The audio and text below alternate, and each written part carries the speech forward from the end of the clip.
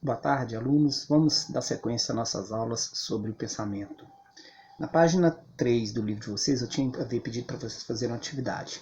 Mas antes dessa atividade em si, tem um textinho bem pequenininho, de um parágrafo, fazendo uns questionamentos sobre a questão do pensamento.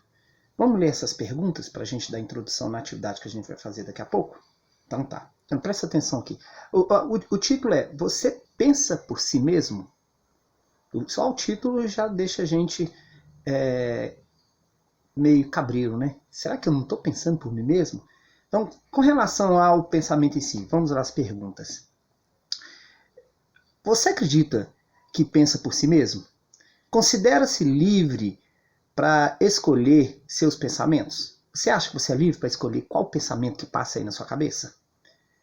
Será que os pensamentos que você chama de seus podem realmente ser considerados seus?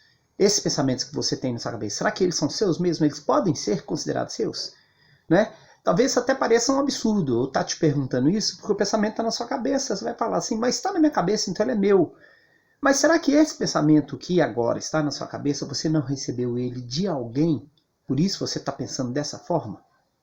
Parar para pensar sobre o pensamento nos remete a esses vários sentidos daquilo que a gente pensa e de como a gente pensa e de onde vêm esses pensamentos.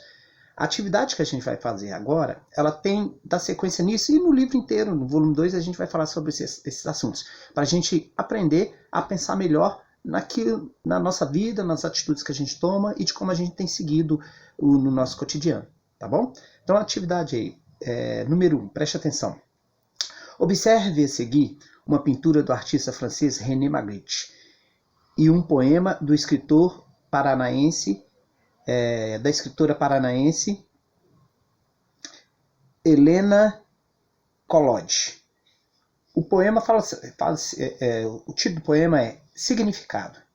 E ele fala assim: no poema e nas nuvens, cada qual descobre o que deseja ver. Então, segundo ela, no poema e nas nuvens, e a gente já fez uma atividade anterior sobre nuvens, pedi para vocês observarem as nuvens, que pensamento vinha na cabeça de vocês com relação às nuvens. No poema dela, ela fala que no poema e nas nuvens, cada qual descobre o que deseja ver. Vocês lembram que eu perguntei para vocês que às vezes a gente está observando as nuvens e a gente vê formas nas nuvens, e a gente mostra até para as outras pessoas, olha, aquela nuvem parece um elefantinho. Mas ninguém consegue ver o elefantinho, só a gente que está vendo o elefantinho, porque às vezes é a gente que quer ver aquele elefantinho na formação daquela nuvem. Agora, o René Magritte ele pintou um quadro em que tem o céu também, tem um formato, vocês podem observar, e tem um formato de uma pomba, e é para vocês interagir. Esse poema, parece que tem um formato de uma pomba, e o interessante é que atrás desse formato dessa pomba tem uma tormenta, parece que o mar está no mar, está revolto, parece que está caindo uma tempestade, e a figura da pomba, na verdade, ela é um céu azul, bem límpido, como o céu de hoje de inverno, que eu pedi para vocês observarem. É para vocês olharem o poema e essa imagem, e fazer uma ligação entre eles.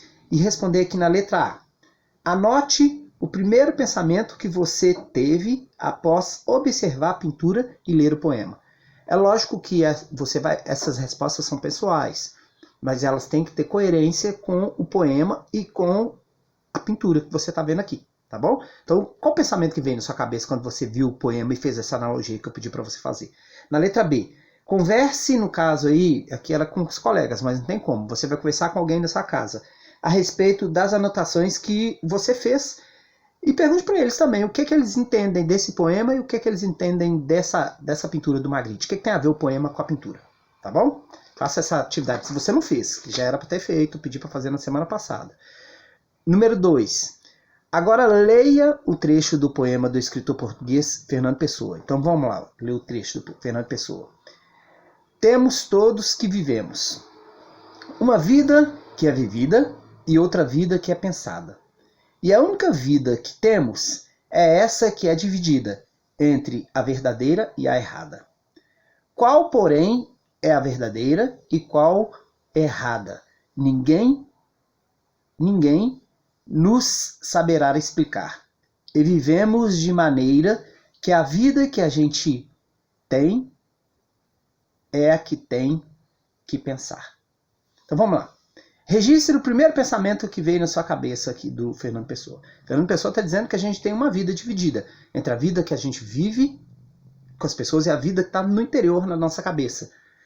Diz ele que uma vida dessa é certa e outra é errada. Isso é o Fernando Pessoa falando. Só que ele diz que ninguém sabe explicar qual que é certo e qual que é errado. O que você acha disso? Anote aí para mim. Registre aí.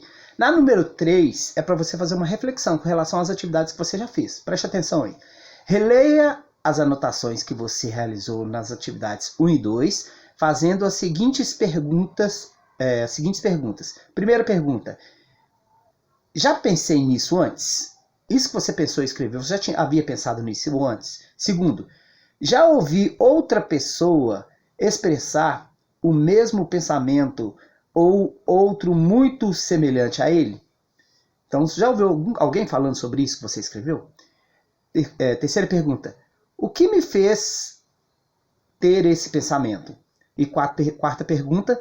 Esse pensamento tem alguma relação com as ideias que recebi de outra pessoa? Esses pensamentos que você escreveu? Essa número 3 aqui é para você ler as perguntas refletindo em cima dessas 4 perguntas aqui. Lê as respostas que você deu refletindo em cima dessas 4 perguntas. Tá? Na número 4, reflita e responda.